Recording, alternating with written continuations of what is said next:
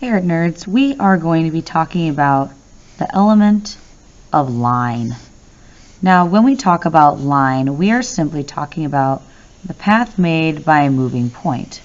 Now this path can be wavy, it could be jagged, it can be looped, straight, even broken.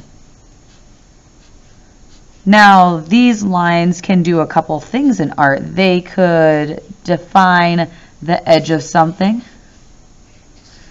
They could be used to show direction, to make your eyes look at a specific item or place or location in your artwork. And it can also express emotions like frustration, calm, or happy.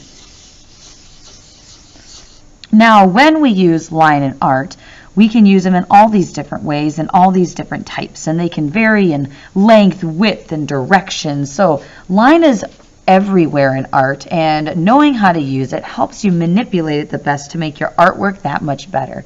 Now in this exercise that I have for you, there are a couple of things that we're practicing, okay? We are going to be practicing with creating different types of lines, so lines that vary in length, width, and direction. So maybe there's some zigzags, maybe there's some thick lines, thin lines, crooked lines, dotted lines. So there's all these different types. So in each box, you're going to draw a different type of line filling up that space.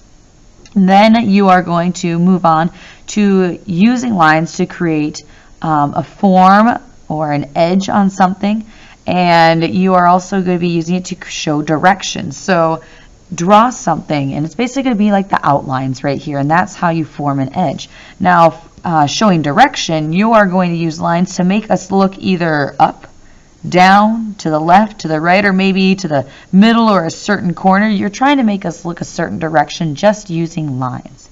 And then finally on the bottom, we have lines that show emotion or feeling.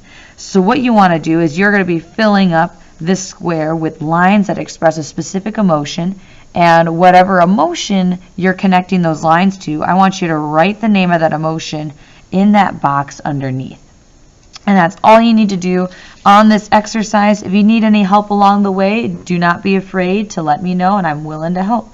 I hope you will have fun experimenting with some lines.